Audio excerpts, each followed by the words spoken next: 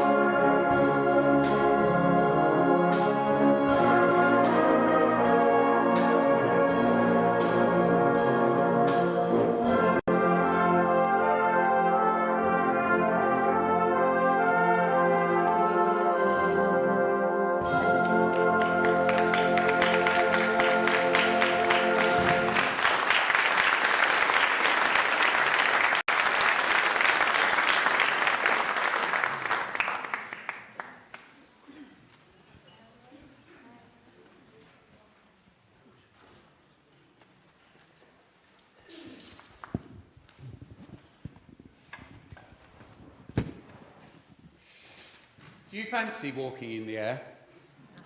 I'm sure that you do have your daydreams, which may or may not come true. Well, my Christmas wish for you, dear friends, is not a simple one. For I wish you hope and joy and peace. A life filled with people of love. Yes, I wish you love and friendship throughout the coming year. Days of laughter and happiness, each one filled with gentle cheer. And when you count your blessings, naming them one by one, may you find that all you have is more than the total sum. May your challenges be comfortable, your troubles light, and your spirit never grow cold. May your dark clouds have silver linings, and your rainbows shine with gold. I wish this all and so much more, that your daydreams come true. May you have a joy-filled Christmas, dear friends, and a peace-filled New Year too.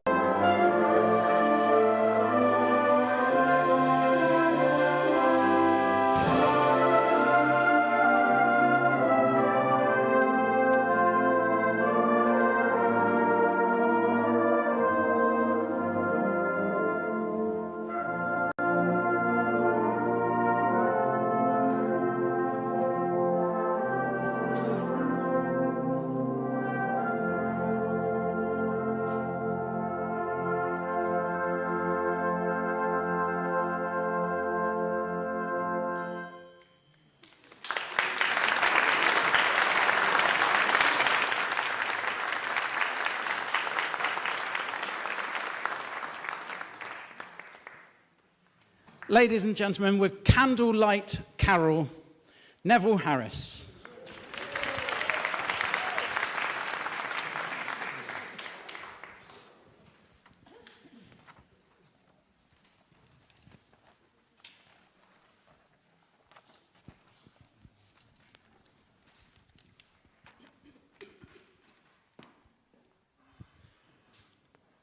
Are we starting to feel Christmassy? Thank goodness for that. I'm not going to do an impression. But if anyone were to do an impression or say anything at this point, it would only have to be Noddy Holder.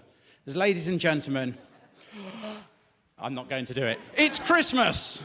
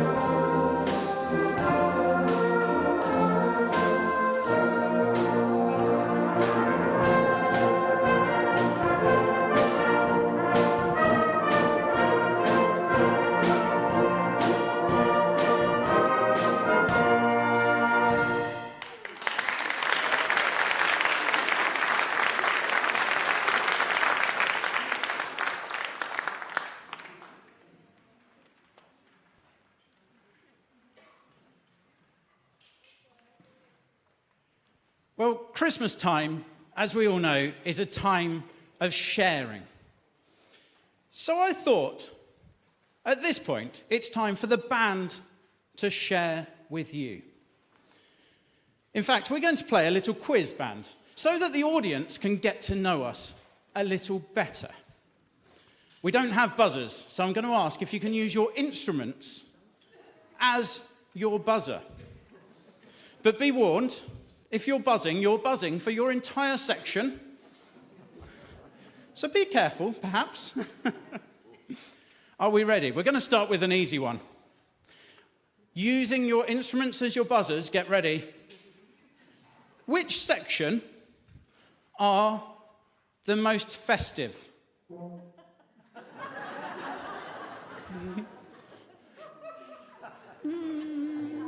I'm not sure about that. I've got to say, there's a big clue here in the horn department. Should we try that one again? Are you ready, horns? You know it's coming now. Get ready. Which section is the most festive? There we go. It's the horns. Are you ready? Next question. Which section are the loudest? Oh, I think that came in as the tubas. Do we agree with that? Yes, we agree with that. It's the tubas are the loudest section. Which section are the most intelligent? Oh, straight in there. It's the cornets. The cornets are now officially the most intelligent section of the band. If you've got any questions, don't forget. Well, which section are the best looking? It's the cornets again. Which I suppose needs the follow-up question. Are you ready? Cornets in particular. Which section are the biggest fibbers?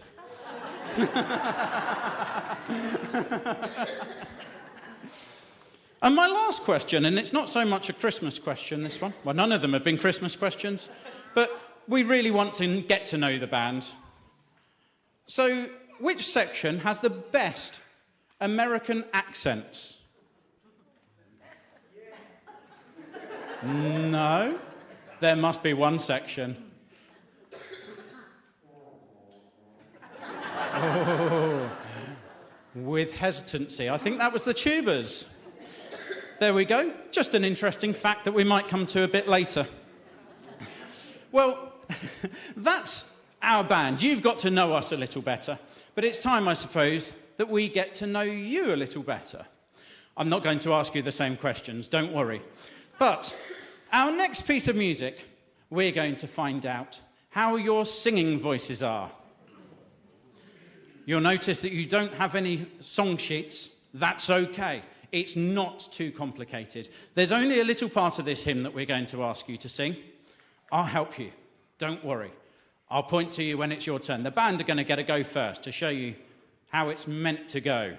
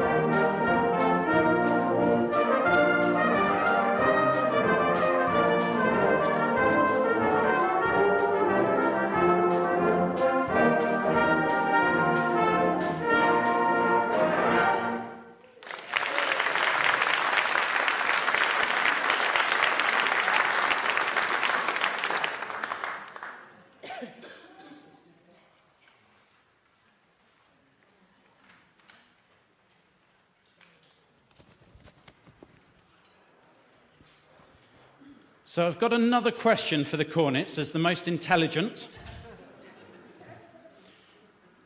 How many reindeers does Santa fly with?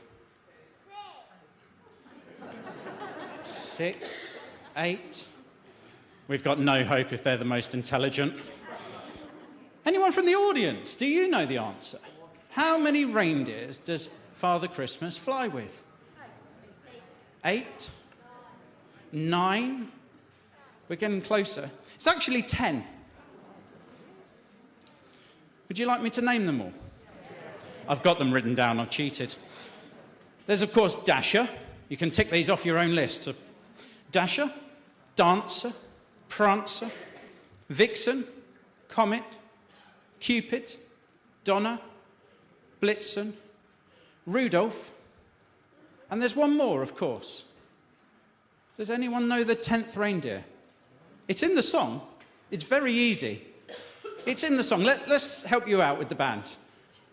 It's very easy. I'm sure someone knows the 10th reindeer.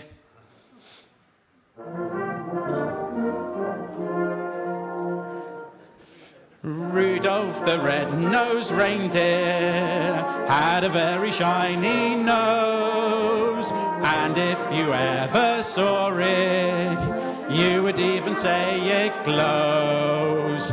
Olive the other reindeer. Yes, it's Olive. Olive the other reindeer. You've been singing about it forever. Poor old Olive never gets the recognition that she deserves. We're going to take you on a little flight with all 10 of those reindeer, Olive included, of course, as we go all the way around the world. We're going to take flight now, but with one particular reindeer. Father Christmas is, I think, favourite, to be fair, as we go around the world with Rudolph.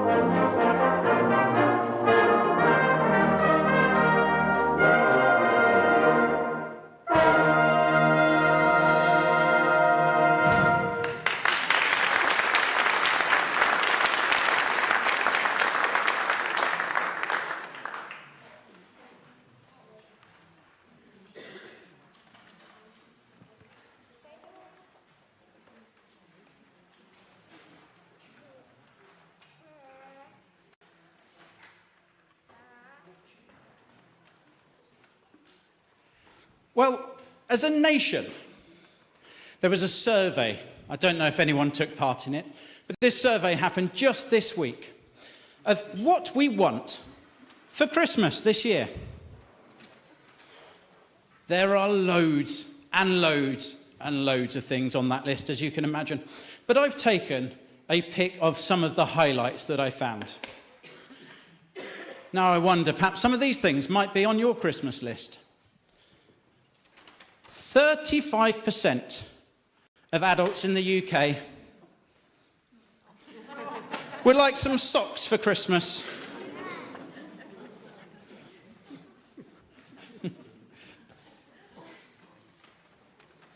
20% of adults in the UK are going to be asking for perfume or cosmetics. Are these on your list so far? Or perhaps you're one of the 15% in the UK who are going to ask for Christmas a board game. Or should you happen to be in the 7% of adults in the UK for this Christmas, I've got a suggestion. Because for those 7%, for Christmas, would like a surprise.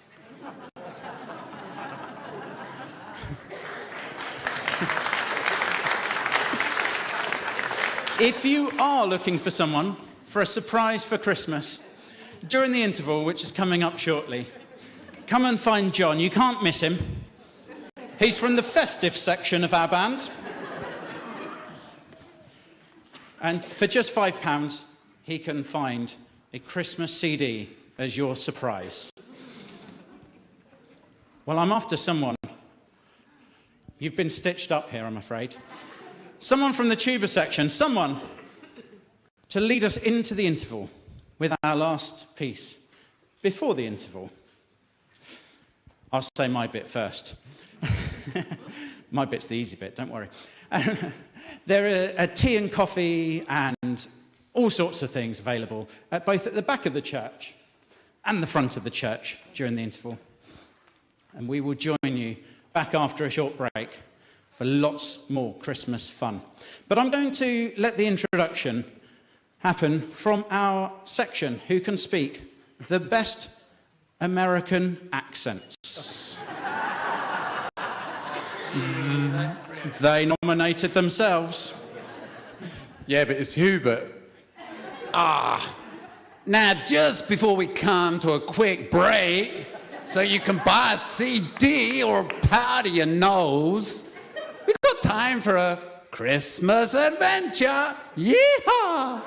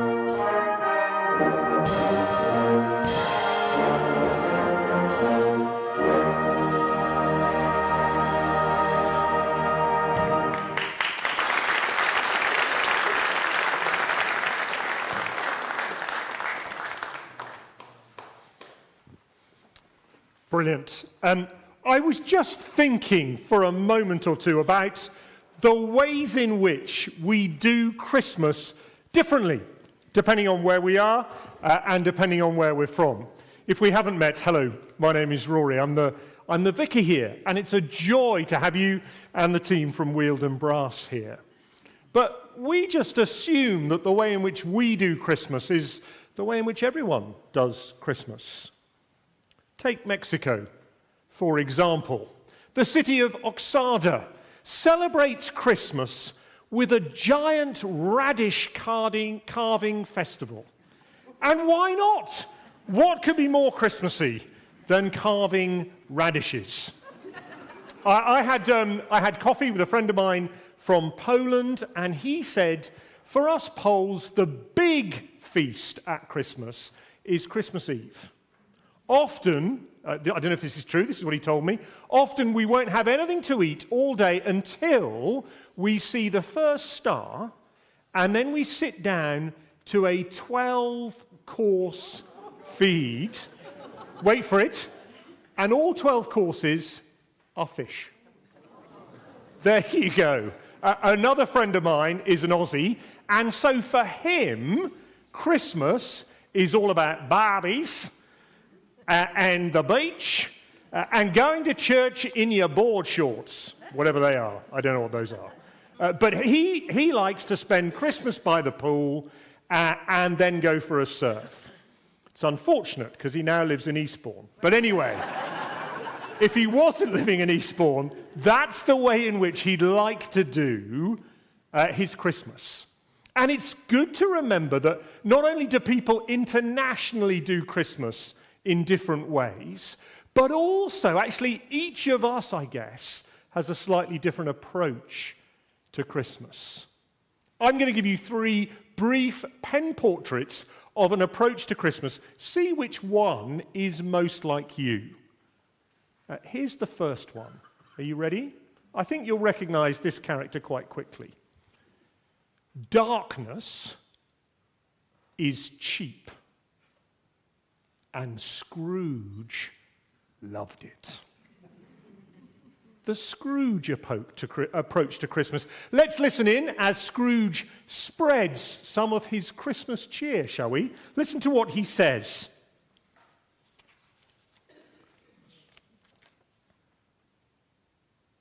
Every idiot who goes about with Merry Christmas on his lips should be boiled with his own pudding and buried with a stake of holly in his heart. You see, the Scrooge approach to Christmas, it isn't the popular one, but there is a degree of honesty to it. And the degree of honesty is this: Scrooge looks out into the world and sees the darkness and says, if you can't beat it, join it. He says, it's dark out there, I'm going to make it dark in here. Now listen, we're having a very nice afternoon, and it's uncomfortable to have the vicar go full Eeyore mode. So see if this depiction fits a little bit better with you. If that was Scrooge, I'm calling this one the shopper, okay? The shopper knows that the darkness is out there, but they have a solution. And the solution is this: just a little bit more tinsel, just a little bit more festive knitwear, just a little bit more of everything, and maybe we can keep the darkness at bay. So they go big. They go big on everything, big on the drink, big on the food, big on the decorations. It is, of course, ladies and gentlemen, the most wonderful time of the year, isn't it? And I get that. I have a lot of sympathy with the shopper approach. Please believe me, there is going to be plenty of Stilton and Christmas cake in the vicarage this year, I can tell you. We are built for joy. The Bible tells us we're heading for a feast. So I think the shopper is onto something, but there is a problem. And you will have spotted it already, I'm sure. It's a big one, and it's this: that when the turkey is finally eaten, when all the relatives have gone home, you're left with a hangover, a massive credit card bill, a dead tree in your living room, and the darkness is still out there, and it's still in here. So let me suggest our third pen portrait of an approach to Christmas. I'm going to call it the stable Christmas. You'll see what I've done there. Could there be a better way forward? One that is real and honest about the darkness. One that deals with the reality of the fact that 600,000 people have died this year in the UK. And for many of us, some in this building, this Christmas will be painful because there is an empty chair around our Christmas table. But also is not consumed by that darkness. Know that we're made for family and feasting and for fun. How can we hold those two sides of that conundrum together? 700 years before the birth of the baby that we celebrate at Christmas, these words were written. They become a bit of a Christmas classic, actually. Handel loved them. He loved them so much he put them twice into his masterpiece, Messiah. You might know them. The people walking in darkness have seen a great light. On those living in the land of deep darkness, a light has dawned.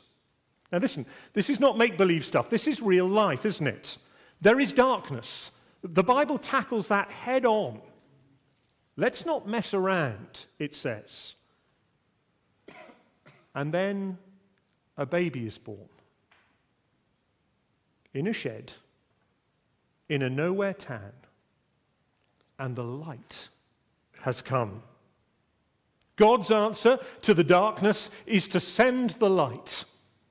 God the Son joins us in the darkness, in the mess of our world, and becomes one of us, not just because he feels sorry for us, but because he wants to help us through the darkness. I wonder if you've ever got dressed in the dark. Best case scenario, you put your jersey on the wrong way round. Worst case scenario, it's carnage and you have to go back in.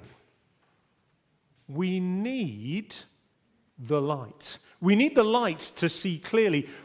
We need the light to make progress. And Jesus comes as the light to rid us of the darkness once and for all. He takes the darkness in here and deals with it as he dies on the cross.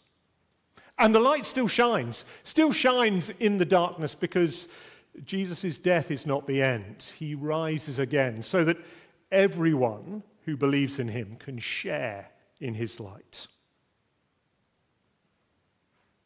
Those who live in the land of the shadow of death. Friends, that's us, isn't it?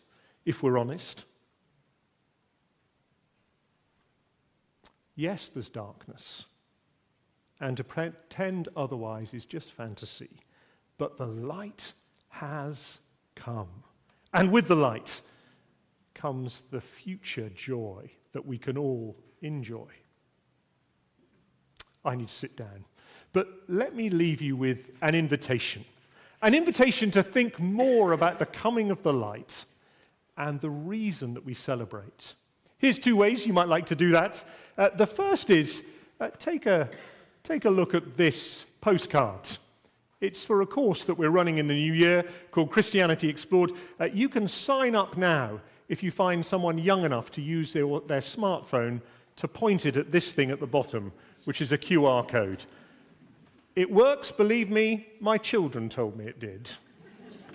The second is, if you don't happen to have a smartphone, do pick up one of these short Christmas leaflets that will speak a bit more about the coming of the light. I'm going to hand back to Stephen and the band. Thank you.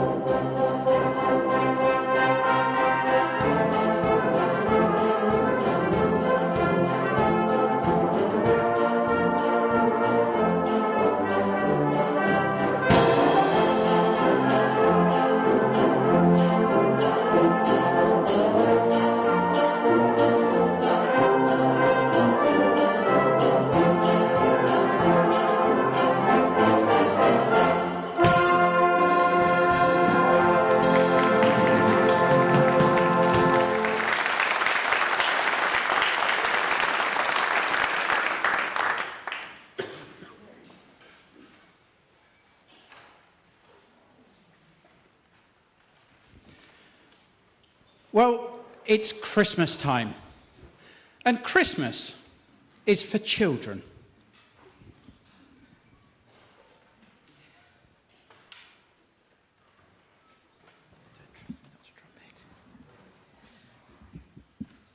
Well, I've been tasked with reading the next poem, and after Jeff's fantastic effort, here goes.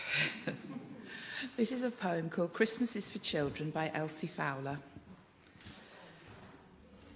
I think I'm probably... See, the thing is, everyone forgets I'm so short, and they never put the microphone quite where I want it. Christmas is for Children by Elsie Fowler.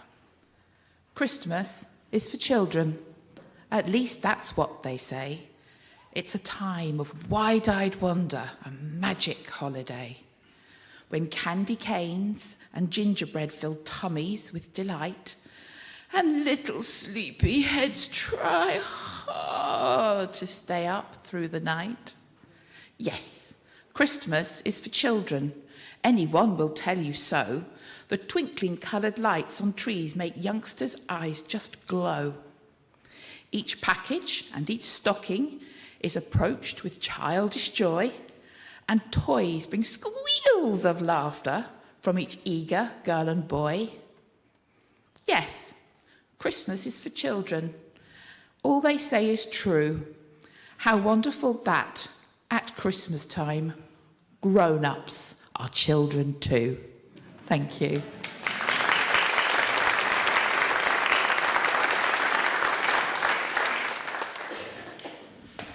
Well, with talk of children, it's time to let the children loose. Now, I've already seen one willing volunteer, but if there's any other children here that would like to come forward and take over and conduct the band, now is your Christmas dream come true. Would you like to? Go on then.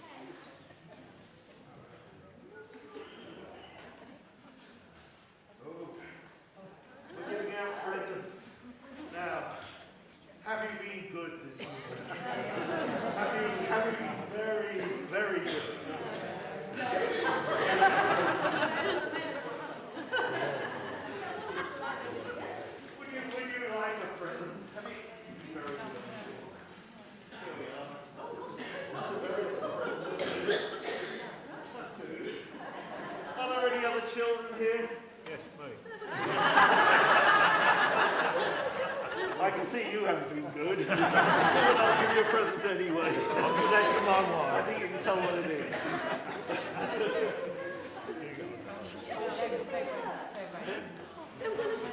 Oh, she saw Father Christmas and ran away. Oh, yes.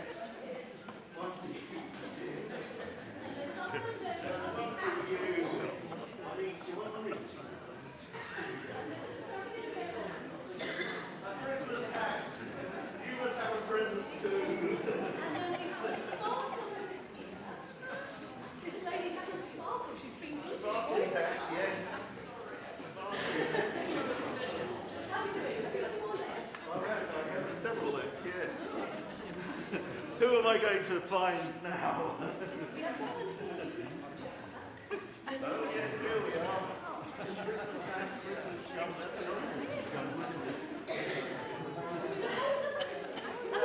one last one, I'm afraid. There you are, girls and boys.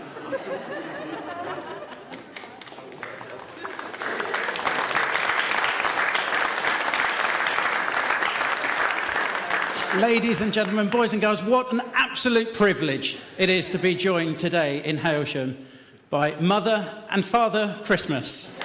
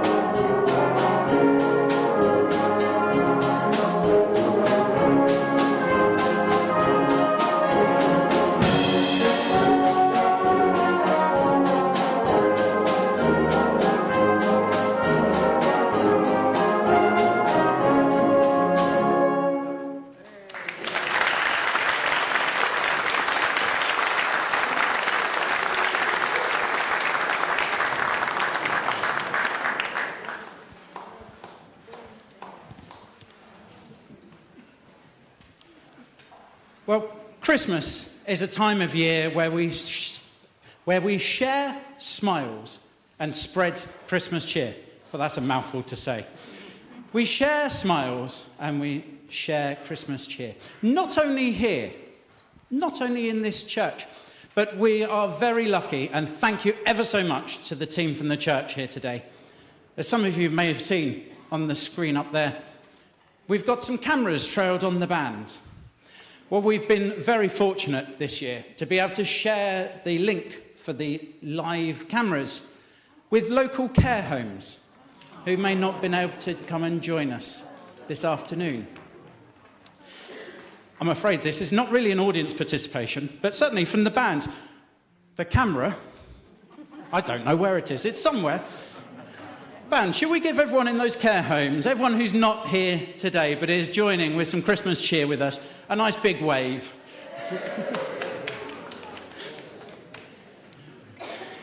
Well, we're a little bit further than Hailsham today as well, because it's given us the chance within the band to share our music with relatives who are not so near.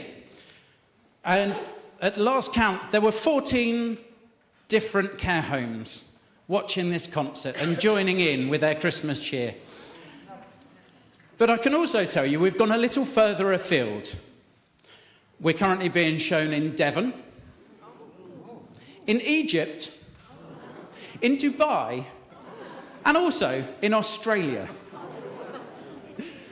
You are here at an international Christmas concert.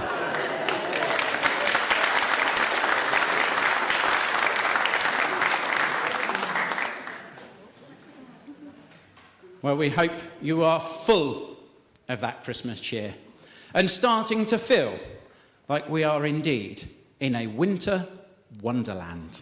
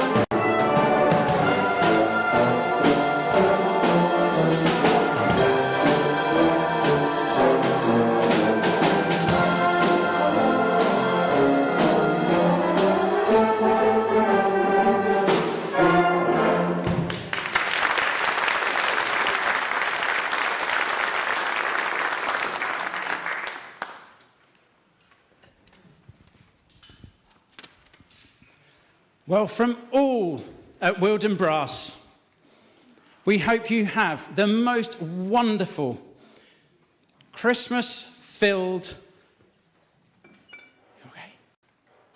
Have I missed something? No. Sorry, I thought you were saying I'd missed something. I've not missed anything. Good.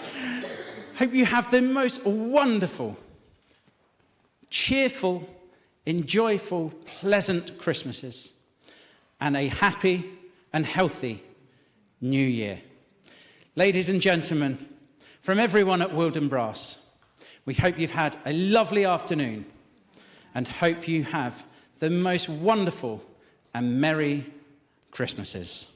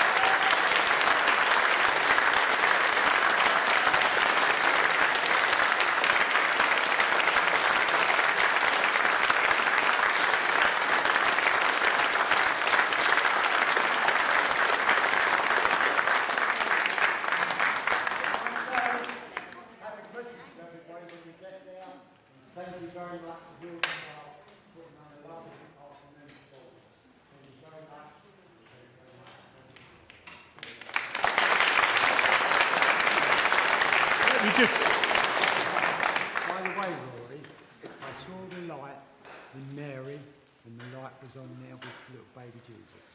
Thank you. Well, just let me say thank you so much for coming. It's been a real pleasure and a real joy.